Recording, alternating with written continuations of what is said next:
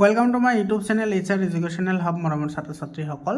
আজিৰ এই ভিডিঅ'টোত আমি আলোচনা কৰিম তোমালোকৰ ম্যাথমেটিক্সৰ ফাৰ্ষ্ট ইউনিট টেষ্টৰ সিলেবাস আৰু চেপ্টাৰ ওয়াইজ এনালাইসিস। মৰমৰ ছাত্ৰ ছাত্ৰীসকল, আজি তোমালোকৰ লগত যিখিনি আলোচনা কৰিম তাৰে পৰা তোমালোকে 99% কোৱেশ্চন তোমালোকৰ ফাৰ্ষ্ট ইউনিট টেষ্টত কমন পাবা। তোমালোকে ভিডিঅ'টো শেষলৈকে চোৱা আৰু তোমালোকে হোৱাটছআপ গ্ৰুপত জইন হোৱা, ডেসক্ৰিপশনত মই লিংকটো দি দিছো।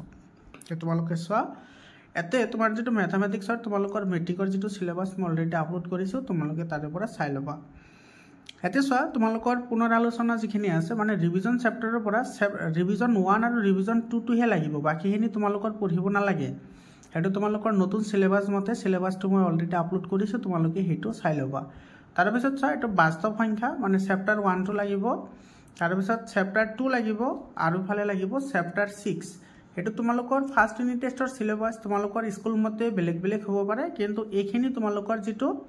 একাডেমিক ক্যালেন্ডাৰ ওলাইছে সেই একাডেমিক ক্যালেন্ডাৰ মতে মই এইখিনি তোমালোকক দেখুৱাই দিলো। ঠিক আছে, তো ৰিভিজন লাগিব, চেপ্টাৰ 1 লাগিব, চেপ্টাৰ 2 আৰু চেপ্টাৰ 6 লাগিব। এতিয়া আমি চেপ্টাৰ ওয়াইজ এনালাইসিস কৰিম, যিবোৰৰ পৰা তোমালোকে 99% কোৱেশ্চন কমন পাবা। আৰু কেনেকুৱা ধৰণৰ MCQ আহিব, লং কোৱেশ্চন আহিব, গোটেইখিনি আমি ডিসকাশন কৰিম। তোমালোকে চেনেলটো সাবস্ক্ৰাইব কৰি তোমালোকে হোৱাটছআপ গ্ৰুপত জইন হোৱা। আচ্ছা স্যাৰ, ৰিভিজন চ্যাপ্টাৰৰ প্ৰথমতে তুমি এই 3 নম্বৰ লাইন পইণ্টটো চাই যাবা। এতে সমানুপাত আৰু ব্যস্তানুপাত কেনে ধৰণৰ হয় এইটো কিন্তু চাই যাবা, ইয়াৰ পৰা কিন্তু কোৱেশ্চন আহে। ঠিক আছে, ডাইৰেক্টলি কোৱেশ্চন আহি যায়, এটো চাবা। তাৰ পিছত তোমালোকে এটো एग्जांपल 5 টো চাবা, বহুত ইম্পৰ্টেন্ট হয়। এটো MCQ হিচাপেও আহিব পাৰে বা 2 মাৰ্কৰ কাৰণেও আহিব পাৰে। আৰু এটো চোৱা ৰিভিজন যেটো 1 আছে, ৰিভিজন 1 ৰ পৰা এতে চোৱা এটো 1 নম্বৰ কোৱেশ্চনটো MCQ আহে, 2 নম্বৰ প্ৰশ্নটো MCQ আহে, 3 নম্বৰ প্ৰশ্নটো MCQ আহে। তিনিওটা কোৱেশ্চন কিন্তু বহুত ইম্পৰ্টেন্ট হয়, 1 2 3। তাৰ পিছত তোমাৰ ইয়াতে চোৱা যেটো 4 নম্বৰ কোৱেশ্চন আছে, 4 নম্বৰ কোৱেশ্চনটো কিন্তু বহুত ইম্পৰ্টেন্ট হয়, আৰু ইফালে 5 নম্বৰ। তো তোমালোকে এইখিনি ভালদৰে চাই যাবা, বহুত ইম্পৰ্টেন্ট হয়, ইয়াৰ পৰা তোমালোকে প্ৰশ্ন পাবা। ঠিক আছে, তাৰ পিছত এটো চোৱা বৰ্গ আৰু বৰ্গমূলৰ পৰা ইয়াতে চোৱা ইয়াতে কেইটামান পইণ্ট দিয়া আছে, এই পইণ্ট কেইটাৰ পৰা কিন্তু এছাৰশন আৰু ৰিজনিংৰ প্ৰশ্ন হয়। কেনেকুৱা ধৰণৰ প্ৰশ্ন হয় বাৰু সেইখিনি তোমালোকক দেখুৱাই দিয়া হ'ব। চেপ্টাৰ ওয়াইজ MCQ তোমালোকৰ কাৰণে লৈ আহিম, তোমালোকে হোৱাটছআপ গ্ৰুপত জইন হৈ লোৱা, ডেসক্ৰিপশনত মই লিংকটো দি দিছো। 1 নম্বৰ 2 নম্বৰ 3 নম্বৰ এইকেইটা তোমালোকে চাই যাবা। ঠিক আছে, আৰু ইয়াতে তোমাৰ এই 6 নম্বৰ পইণ্টটো কিন্তু বহুত ইম্পৰ্টেন্ট হয়, ইয়াৰ ওপৰত কিন্তু ডিফাৰেন্ট টাইপ অফ কোৱেশ্চনছ হয়। ৰিভিজন 1 ৰ পৰা তুমি কি কি চাবা, ৰিভিজন 1 ৰ পৰা এটো এককৰ স্থানৰ সংখ্যা কি হ'ব, এটো তোমাৰ এটো 2 2 গুণ 4 হ'ব, এটো 9 9 গুণ 81, তো 1 হ'ব। এনেকুৱা ধৰণৰ কোৱেশ্চন কিন্তু MCQ ত আহে। তো ইয়াৰে তোমাৰ 1 নম্বৰটো চাবা, তাৰ পিছত তোমাৰ এটো 4 নম্বৰ কোৱেশ্চনটো চাবা, এটা প্ৰেক্টিস কৰিবা তোমালোকে। আৰু এই 5 নম্বৰ যেটো কোৱেশ্চন আছে 5 আৰু 6 এটো কিন্তু বহুত ইম্পৰ্টেন্ট হয়, ইয়াৰে পৰা কিন্তু ৰুট ওভাৰ থকা অংক আহে। তো হেতু তোমালোকক মই শিকাই দিম, তোমালোকে চেনেলটো সাবস্ক্ৰাইব কৰি ৰাখা। ইয়াৰে 8 নম্বৰ কোৱেশ্চনটো চাবা, বহুত ইম্পৰ্টেন্ট হয়। 8 নম্বৰটো এটো 2 নম্বৰৰ কাৰণেও আহিব পাৰে বা তোমাৰ MCQ আহিব পাৰে। তাৰ পিছত তোমাৰ ইয়াৰে পৰা 11 নম্বৰ কোৱেশ্চনটো চাবা, ইম্পৰ্টেন্ট হয়, আৰু এটো 11 ৰ A আৰু 11 ৰ B এই দুটা চাবা তোমালোকে।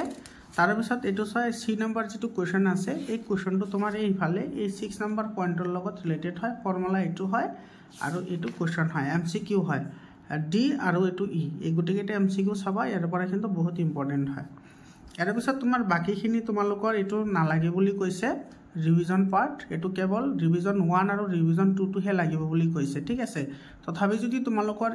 স্কুলত পঢ়াইছে মই তোমালোকক দেখুৱাই দিও কোনবোৰ ইম্পৰ্টেন্ট হয়। ঠিক আছে, ইয়াতে চোৱা এটো তোমাৰ এটো 4 নম্বৰ কোৱেশ্চনটো বহুত ইম্পৰ্টেন্ট হয়, 4 নম্বৰ কোৱেশ্চনটো চাবা। তাৰ পিছত তোমাৰ এফালে এটো 9 নম্বৰ কোৱেশ্চনটো চাবা, 10 নম্বৰটো চাবা, আৰু ইয়াতে যিকেটা MCQ আছে এই MCQ কেইটা চাবা, বহুত ইম্পৰ্টেন্ট হয়। এটো MCQ তো অলৰেডি মেট্ৰিক পৰীক্ষাত আহি গৈছে। ইয়াৰ যিকেটা MCQ আছে 11 নম্বৰৰ বহুত ইম্পৰ্টেন্ট হয়, ইয়াৰ পৰা কিন্তু কোৱেশ্চন আহে। ঠিক আছে, তোমালোকৰ আহিব পাৰে যদি শিকাইছে স্কুলত। ঠিক আছে, আৰু এইফালে চোৱা এই সূচক আৰু ঘাতৰ যিকেটা ফৰ্মুলা আছে, এই ফৰ্মুলা কেইটা কিন্তু তোমালোকৰ বহুত জনাটো দৰকাৰ, কাৰণ তোমালোকে 9 ত 7 ত 8 ত পঢ়ি আহিছা, এইকেইটা কিন্তু পৰীক্ষাত আহে। ঠিক আছে, সিলেবাসত নাথাকিলেও কিন্তু এইকেইটা আহে, কাৰণ তোমালোকে অলৰেডি 8 9 ত পঢ়ি আহিছা। এই প্ৰশ্নটো চাই এটো বহুত ইম্পৰ্টেন্ট হয়, এইখিনি এই লাইনটো ইয়াৰ পৰা কিন্তু কোৱেশ্চন আহে, কাৰণ এইবোৰ তোমালোকে ক্লাছ অলৰেডি 8 9 ত পঢ়ি আহিছা, সেই কাৰণে পৰীক্ষাত আহে। এইবোৰ ঠিক আছে আৰু এই ডিভিজন যেটো 4 আছে এই ডিভিজন 4ৰ যিবোৰ কোৱেশ্চন আছে ইয়াৰে তুমি 100% কোৱেশ্চন তোমালোকে ক্লাস 8ত কৰি আহিছা 8তো আছে 9তো আছে গতিকে ইয়াৰে পৰা কোৱেশ্চন আহে ঠিক আছে তো যদি তোমাৰ সিলেবাসত নাথাকে কথাটো বুজি লোৱা মই কি কৈ আছো কাৰণ এইবোৰ তোমালোকে 8 9ত পঢ়ি আহিছা সেই কাৰণে এইবোৰ কোৱেশ্চন আহে ইয়াতে চোৱা যিবোৰ তোমাৰ এমসিকিউ আছে সেই এমসিকিউবোৰ বহুত ইম্পৰ্টেন্ট হয় এই কোৱেশ্চনটো কিন্তু বহুত ইম্পৰ্টেন্ট হয় ইয়াৰ পৰা কোৱেশ্চন আহি থাকে আৰু এই স্ট্যান্ডাৰ্ড ফৰ্মত লিখা এটোতো তোমালোকে 6ৰ পৰা পঢ়ি আহিছা সেই কাৰণে এইবোৰ কোৱেশ্চন আহে সিলেবাসত নাথাকিলেও এইবোৰ কোৱেশ্চন আহিব কাৰণ এইবোৰ তুমি অলৰেডি পঢ়ি আহিছা ঠিক আছে তাৰে পিছত চোৱা চেপ্টাৰ 1ৰ পৰা তুমি কি চাব লাগিব গোটেইখিনি তোমালোকক দেখুৱাই দি আছো এটো চা চেপ্টাৰ 1 এটো বাস্তৱ সংখ্যা ইয়াৰে পৰা সৰ্বপ্ৰথম তুমি চাব লাগিব ইয়াতে যেটো ইউক্লিডৰ বিভাজন প্ৰমেয়িকা আছে হেতু আৰু ইয়াতে যেটো তোমাৰ কন্ডিশন আছে চোৱা এই কন্ডিশনটো বহুত ইম্পৰ্টেন্ট হয় এই কন্ডিশনটো তোমালোকে মনত ৰাখিবা তাৰে পিছত তোমাৰ এফালৰ পৰা চোৱা ইয়াতে তোমাৰ যেটো এক্সাম্পল 1 আছে সেই এক্সাম্পল 1 টো চাই যাবা এটো ইম্পৰ্টেন্ট হয় তাৰে পিছত এফালৰ পৰা এক্সাম্পল 2 টো চাবা ইয়াৰে কিন্তু 2 মাৰ্কৰ কোৱেশ্চন আৰু এছাৰশন আৰু ৰিজনিংৰ কোৱেশ্চন হয় 2 মাৰ্কৰ কোৱেশ্চন আহে ইয়াৰে পৰা তোমালোকে ইগনোৰ নকৰিবা আৰু এইখিনি কিন্তু তোমালোকৰ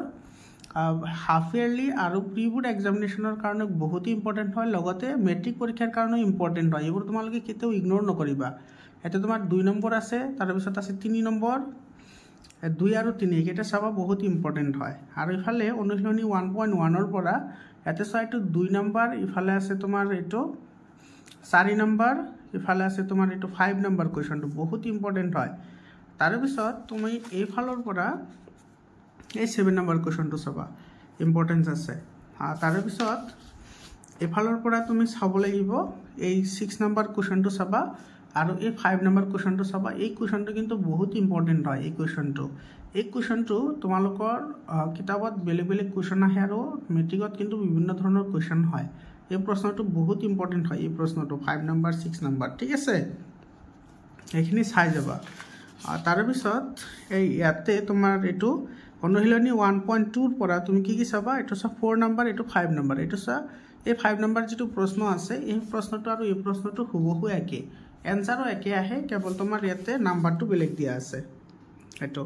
তো তোমালোকে ইয়াতে তোমাৰ 4 নম্বৰ চাবা 5 নম্বৰ চাবা আৰু 6 নম্বৰ চাবা 6 নম্বৰ কোৱেশ্চনটো কিন্তু 2 মাৰ্কৰ কাৰণে বহুত ইম্পৰ্টেন্ট হয় আৰু এই ফালৰ পৰা তুমি চাব লাগিব 8 নম্বৰৰ যিকেটা কোৱেশ্চন আছে বহুত ইম্পৰ্টেন্ট হয় 8 নম্বৰৰ তিনিটা প্ৰশ্ন বহুত ইম্পৰ্টেন্ট হয় এই তিনিটা তুমি চাবা ইম্পৰ্টেন্স আছে ঠিক আছে তাৰ পিছত এটো সব পৰিমেয় আৰু অপৰিমেয় বুলি প্ৰমাণ কৰা ইয়াৰ পৰা কিন্তু এটা কোৱেশ্চন আহিব তোমালোকৰ তো তোমালোকে √2 চাবা √3 টো চাবা আৰু ইফালে তোমাৰ এই 10 নম্বৰটো চাবা ঠিক আছে আৰু ইফালৰ পৰা তুমি এই 2 নম্বৰ কোৱেশ্চনটো চাই যাব পাৰা বহুত ইম্পৰ্টেন্স আছে আৰু √3 প্ৰমাণ কৰা আৰু 5 প্ৰমাণ কৰা একে মেথড হয় তোমালোকে এটো চাই যাব পাৰা ইয়াৰ পিছত চোৱা তোমাৰ এটো দশমিক বিস্তৃতিত প্ৰকাশ নকৰাকৈ তোমাৰ কোনটো পৰিসমাপ্ত হ'ব আৰু কোনটো অপৰিসমাপ্ত হ'ব এইখিনি আৰু ইয়াতে এই উপপাদ্য 1.07 আছে এটো চাই যাবা দেই এটো কিন্তু তোমালোকৰ এছাৰশন আৰু ৰিজনিংৰ কোৱেশ্চন আহে ইয়াৰ পৰা উপপাদ্য 1.7 এটোৰ পৰা এটো ইম্পৰ্টেন্ট হয় আৰু ইফালৰ পৰা তোমাৰ এইখিনি তোমাৰ এইটো এই কোৱেশ্চনৰ তোমাৰ ইয়াতে চোৱা এই যেটো 6 নম্বৰ আৰু 7 নম্বৰ যেটো কোৱেশ্চন আছে এই দুটা চাই যাবা 6 আৰু 7 এইখিনি চালে তোমালোকৰ হৈ যাব ঠিক আছে তাৰ পিছত তোমাৰ চেপ্টাৰ 2 চোৱা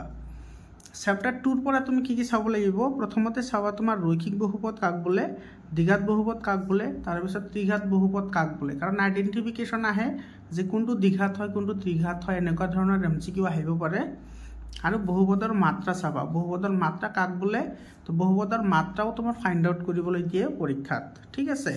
তাৰ পিছত চোৱা এই গ্ৰাফিক্যাল ৰিপ্ৰেজেন্টেশনৰ পৰা তুমি এই কথাখিনি চাই যাব লাগিব এই গ্ৰেটাৰ দেন 0 হলে কি হয় আৰু এই লেস দেন 0 হলে কি হয় এইখিনি চাই যাবা ঠিক আছে তাৰ পিছত এফালৰ পৰা তোমাৰ এই एग्जांपल 1 টো চাই যাবা এটো কিন্তু পৰীক্ষা ডাইৰেক্টলি উঠাই দিয়ে ঠিক আছে এই एग्जांपल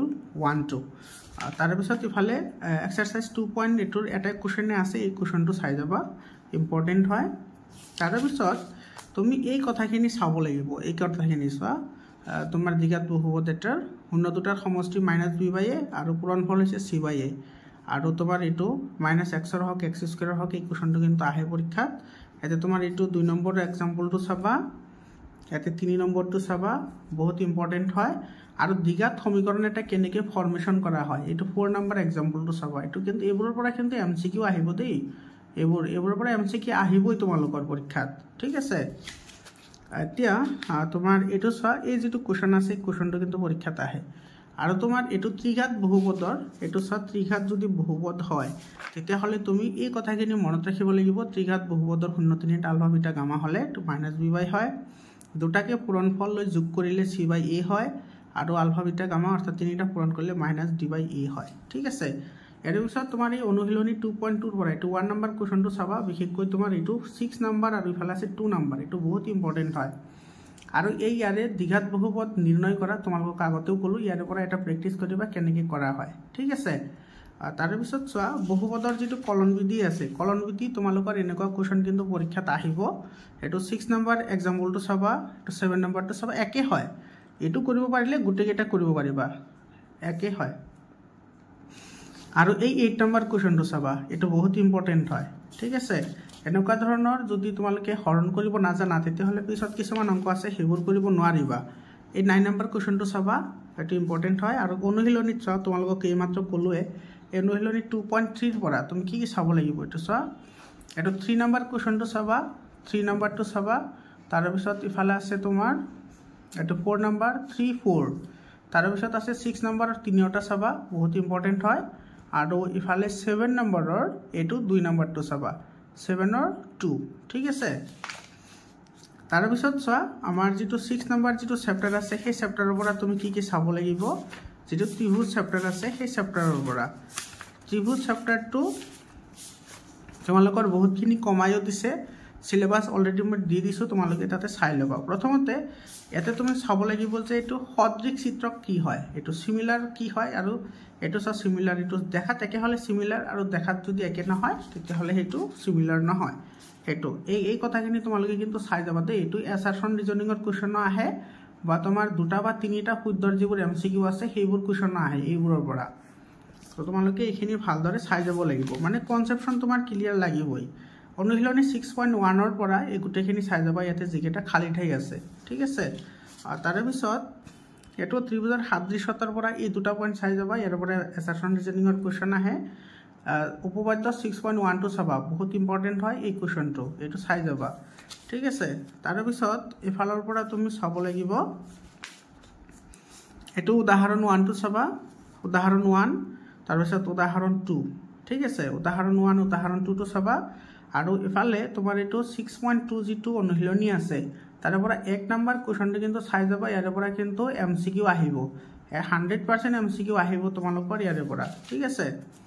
আৰু এই ফালৰ পৰা চাই এটো 2 নম্বৰ কোৱেশ্চনটো এমসিকিউ আহে এটো ডাইৰেক্টলি উঠাই দিয়ে এটো ঠিক আছে এই 2 নম্বৰটো চাবা আৰু এই ফালৰ পৰা তোমাৰ এই কোৱেশ্চনটো চাবা আৰু এই কোৱেশ্চনটো চাবা বহুত ইম্পৰ্টেন্ট হয় এই দুটা কোৱেশ্চন ইম্পৰ্টেন্স আছে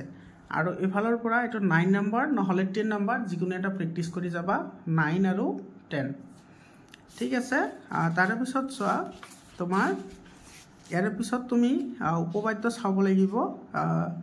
উপপাদ্য তুমি এই উপপাদ্যটো চাবা 6.5 যেটো উপপাদ্য আছে এটো চাবা ইম্পৰ্টেন্ট হয়